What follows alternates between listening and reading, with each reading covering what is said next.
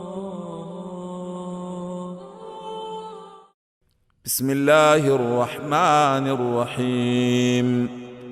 الرحمن علم القرآن، خلق الإنسان علمه البيان. الشمس والقمر بحسبان، والنجم والشجر يسجدان. والسماء رفعها ووضع الميزان، ألا تطغوا في الميزان. وأقيموا الوزن بالقسط ولا تخسروا الميزان. والأرض وضعها للأنام، فيها فاكهة والنخل ذات الأكمام، والحب ذو العصف والريحان. فبأي آلاء ربكما تكذبان؟ خلق الإنسان من صلصال كالفخار، وخلق الجان من مارج من نار. فبأي آلاء ربكما تكذبان؟ رب المشرقين ورب المغربين، فبأي آلاء ربكما تكذبان؟ مرج البحرين يلتقيان، بينهما برزخ لا يبغيان. فبأي آلاء ربكما تكذبان؟ يخرج منهما اللؤلؤ والمرجان. فبأي آلاء ربكما تكذبان؟ وله الجوار المنشآت في البحر كالأعلام. فبأي آلاء ربكما تكذبان؟ كل من عليها فان، ويبقى وجه ربك ذو الجلال والإكرام. فبأي آلاء ربكما تكذبان؟ يسأله من في السماوات والأرض كل يوم هو في شأن. فبأي آلاء ربكما تكذبان؟ سنفرغ لكم أيها الثقلان. فبأي آلاء ربكما تكذبان؟ يا معشر الجن والإنس إن استطعتم أن تنفذوا من أقطار السماوات والأرض فانفذوا، لا تنفذون إلا بسلطان. فبأي آلاء ربكما تكذبان؟ يرسل عليكما شواظ من نار ونحاس فلا تنتصران. فبأي آلاء ربكما تكذبان؟ فإذا انشقت السماء فكانت وردة كالدهان. فبأي آلاء ربكما تكذبان؟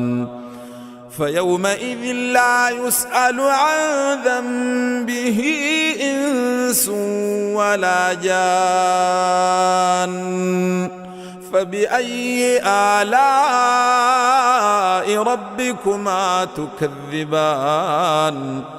يعرف المجرمون بسيماهم فيؤخذ بالنواصي والأقدام.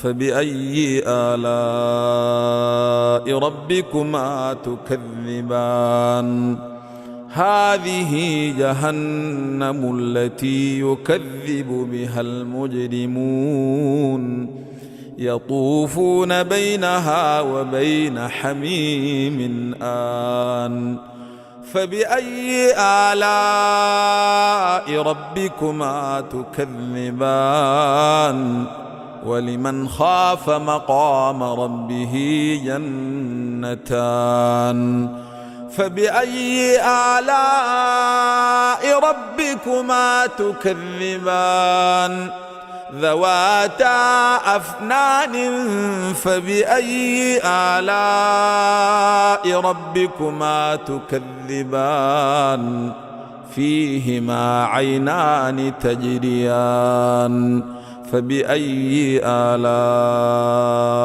ربكما تكذبان فيهما من كل فاكهة زوجان فبأي آلاء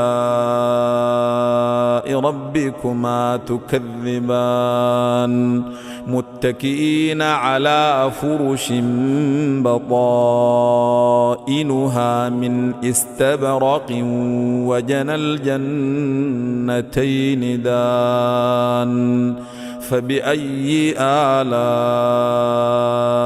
ربكما تكذبان فيهن قاصرات الطرف لم يطمثهن إنس قبلهم ولا جان فبأي آلاء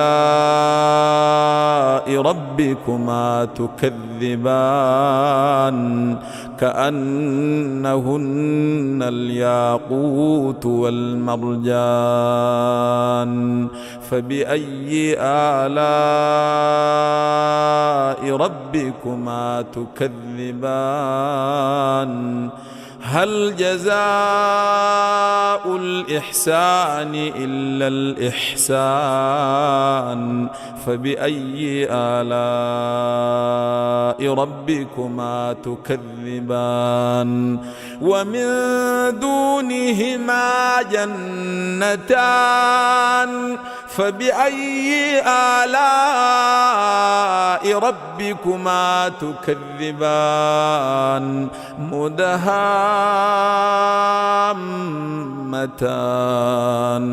فبأي آلاء ربكما تكذبان فيهما عينان نضاختان فبأي آلاء ربكما تكذبان فيهما فاكهة ونخل ورمان فبأي آلاء ربكما تكذبان فيهن خيرات حسان فبأي آلاء ربكما تكذبان حور مقصورات في الخيام فبأي آلاء ربكما تكذبان لم يطمثهن إنس قبلهم ولا جان